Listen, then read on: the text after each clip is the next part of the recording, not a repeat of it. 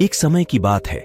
हिमालय की खाड़ी के किनारे एक छोटे से शांत गांव में राहुल नाम का एक युवा लड़का रहता था। राहुल अपने क्रोधी स्वभाव और चंचल मन के कारण गांव भर में प्रसिद्ध था। उसका मन हर समय विचारों से भरा रहता था। सोचो कि उसके विचारों के तूफान ने उसके मन को एकदम बेचैन कर दिया था। उसके जीवन से शांति मानो गायब हो गई थी और वह हमेशा अपने ही ख्यालों में खोया रहता था और तनावपूर्ण जीवन जी रहा था।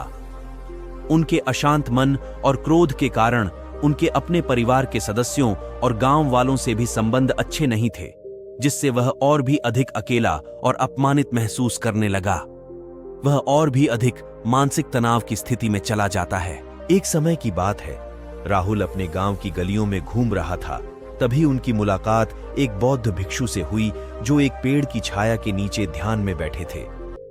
बौद्ध भिक्षु के चेहरे से निर्मल शांति की आभा झलक रही थी। इस असीम शांति में राहुल बौद्ध भिक्षु की ओर आकर्षित हुआ। जब राहुल बौद्ध भिक्षु के करीब आया तो उसे अपने आसपास एक सकारात्मक ऊर्जा का एहसास हुआ। भरत को एहसास हुआ कि इस असीम शांति और सकारात्मक ऊर्जा का स्रोत कहीं न कहीं इस बौद्ध भिक्षु के भीतर ही है। इसीलिए वह वहीं बैठकर उसकी आंखें खुलने का इंतजार करने लगा। थोड़ी देर बाद जब बौद्ध भिक्षु की आंख खुली तो उसने एक युवा लड़के को अपने सामने बैठा पाया, जो बहुत तनावग्रस्त और नकारात्मक भावनाओं से भरा हुआ लग रहा था। राहुल ने बौद्ध भिक्षु की ओर उदार भाव से देखा और बहुत विनम्रता से कहा, मालिक, मेरा मन बहुत अशांत है और मेरे मन के विचार मुझे खाए जा रहे हैं। मुझे एक पल के लिए भी शांति महसूस नहीं होती। क्या आप मुझे सिखा सकते हैं कि मैं अपने अशांत मन को कैसे शांत करूं? बौद्ध भिक्षु ने राहुल की पीड़ा को समझते हुए करुण दृष्टि से देखा और कहा, मेरे प्यारे बच्चे, मैं तुम्हें एक कहानी सुनाना चाहता हूं। इस कहानी में मानसिक शांति और खुशी के रहस्य छिपे हैं। क्या आप कहानी सुनना चाहेंगे? राहुल ने हां में सिर हिलाया और पूरी एकाग्रता से कहानी सुनने को तैयार हो गया। उनके अंदर जिज्ञासा चरम पर थी। वो कहानी सुनने को बेताब था। बहुत समय पहले की बात है। एक नगर में शक्ति नाम का एक आदमी रहता था। शक्ति बेहद महत्वाकांक्षी व्यक्ति थे और उन्हें हर काम में लोगों से मदद की जरूरत पड़ती थी। यदि उसे किसी से असफलता और बुराई सुनने को मिलती थी तो वह गहरी चिंता और तनाव में चला जाता था। उनका मानना था कि सफलता और भौतिक शक्तियां वांछित खुशी देंगी, लेकिन वह जितना सफलता और प्रशंसा के पीछे भागता था उतना ही मानसिक तनाव में डूबता जाता था। लेकिन अचानक शक्ति का सामना उस समय के मशहूर बौद्ध भिक्षु से हो गया, जिसका नाम महाकौशल था। महाकौशल अपने शिष्यों को ध्यान की शिक्षा देते थे और वह स्वयं एक बहुत ही ध्यानमग्न और प्रबुद्ध व्यक्ति थे। महाकौशल की अद्भुत एकाग्रता से प्रभावित शक्ति ने उनसे अपने भटकते मन को शांत करने का उपाय जानना चाहा। शक्ति ने कहा कि मेहनत में हमेशा सफलता के पीछे भागता हूं और लगातार अधिक हासिल करने की कोशिश करता हूं, फिर भी मुझे कोई क्षणिक संतुष्टि या आत्मसंतुष्टि नहीं मिलती। इस निरंतर बेचैनी के बीच मैं शांति कैसे पा सकता हूं? बौद्ध भिक्षु ने करुण दृष्टि से उसकी ओर देखा और उत्तर दिया, आपका मन एक अशांत नदी की तरह है जो हमेशा बहती रहती है। आप कभी भी शांत नहीं रह सकते। इसीलिए इस अशांत मन को शांत करने के लिए आपको अपने विचारों को बिना किसी रुकावट के जाने देने की कला सीखनी होगी। शक्ति को आश्चर्य हुआ और उसने पूछा कि मैं अपने विचारों को कैसे जाने दूं? आखिर मैं भी तो अपनी इच्छाओं और महत्वाकांक्षाओं से बंधा हुआ हूं। यह सुनकर बौद्ध भिक्षु मुस्कुरा दिए। बौद्ध भिक्षुक ने कहा, कल्पना करें कि आपके हाथ में पानी का एक गिलास है। अब आप इसे जितनी देर तक पकड़कर रखेंगे यह उतना ही भारी होता जाएगा, और अगर आप इसे काफी देर तक पकड़े रहेंगे तो आपके हाथ में दर्द होने लगेगा। लेकिन अगर आप उस पकड़ को ढीला कर दें और छोड़ दें तो आपका बोझ खत्म हो जाएगा। राहुल ने पूरी कहानी और उसका संदेश ध्यानपूर्वक सुना। वह समझ गया कि अपने विचारों और इच्छाओं से चिपके रहने से उसका बोझ बढ़ जाता है और अंदर ही अंदर अशांति पैदा कर देता है। अब राहुल को कहानी का अंत सुनने की उत्सुकता से प्रतीक्षा थी। कहकर बौद्ध भिक्षु ने कहानी जारी रखी। एक बौद्ध भिक्षु की बात मानकर शक्ति ने विचारों को त्यागने का अभ्यास शुरू कर दिया। वह बिना किसी पूर्व निर्णय के अपने विचारों और भावनाओं को आते और जाते देखता था। अब उसने विचारों को पकड़ना बंद कर दिया था। विचार उठते थे और अपने आप चले जाते थे। धीरे धीरे उसे यह एहसास होने लगा कि उसकी इच्छा और भावना ही सभी दुखों का कारण है।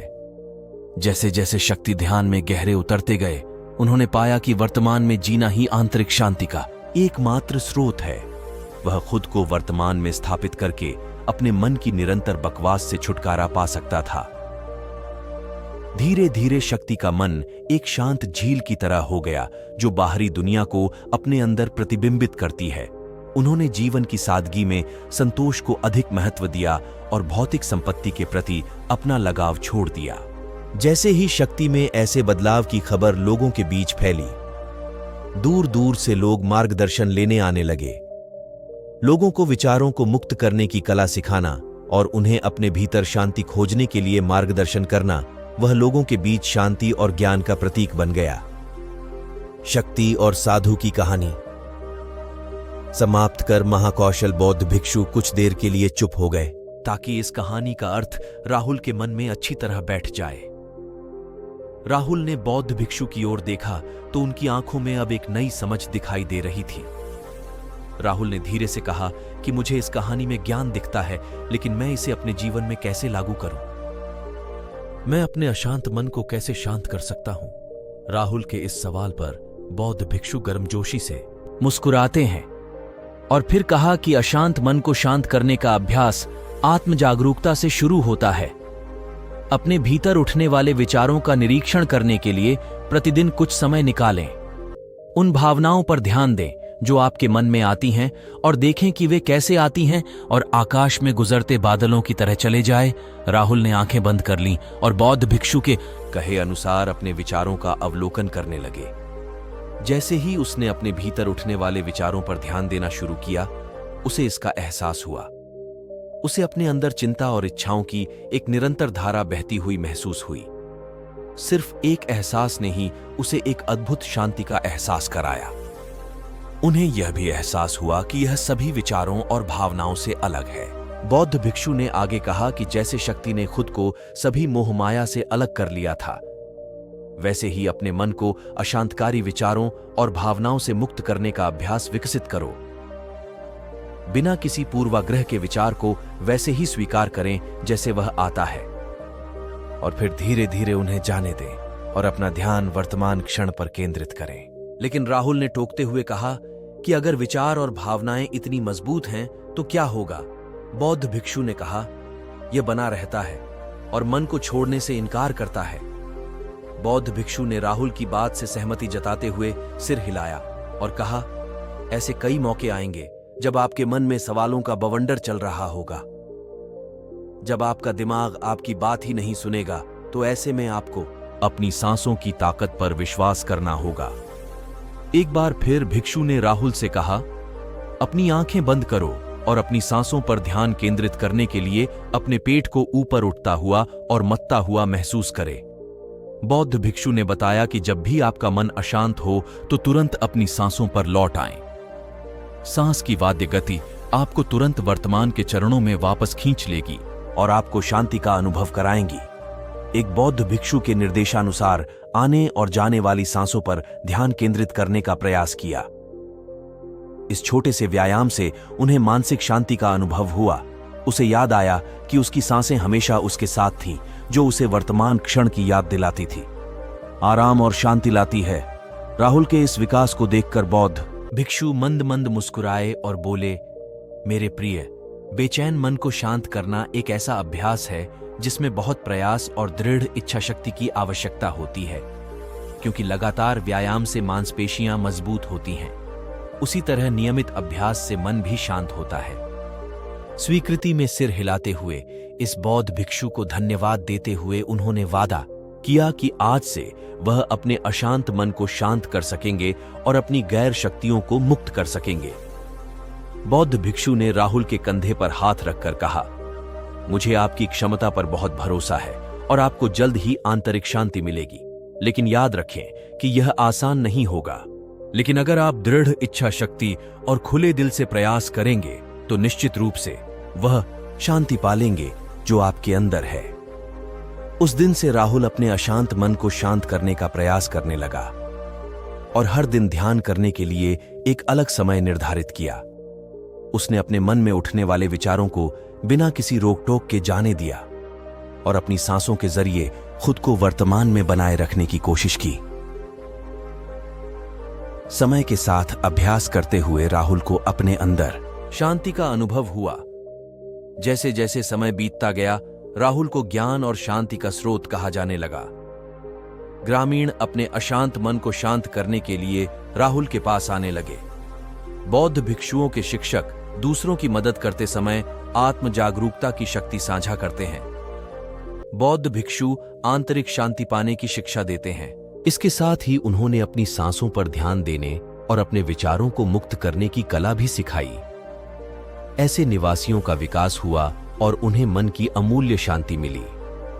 बौद्ध भिक्षु की शिक्षाओं और राहुल द्वारा संचालित अभ्यास के माध्यम से विचारों को त्यागने और वर्तमान में जीने की कला दूर दूर तक फैल गई। उन्होंने कई लोगों की जिंदगी बदल दी और जैसे जैसे समय बीतता गया, उनकी जिंदगी और भी बदलती गई। राहुल का शांत प्रभाव उसके गांव की सीमाओं से परे तक फैला हुआ था। आसपास के गांवों और शहरों से लोग राहुल के परिवर्तन की कहानी सुनते थे, उनसे सलाह लेने आते हैं। मन के बोझ तले दबे लोगों के लिए राहुल आशा की किरण बन गया। राहुल की शिक्षाएं केवल ध्यान और प्रवचन तक ही सीमित नहीं थीं, बल्कि वह रोजमर्रा के काम जागरूकता के साथ करने पर ज्यादा जोर देते थे। वह लोगों को अपनी भावनाओं के प्रति जागरूक रहने की याद दिलाते थे।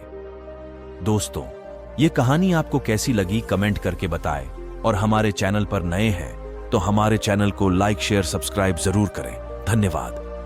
Subscribe now and press the bell icon. Never miss an update.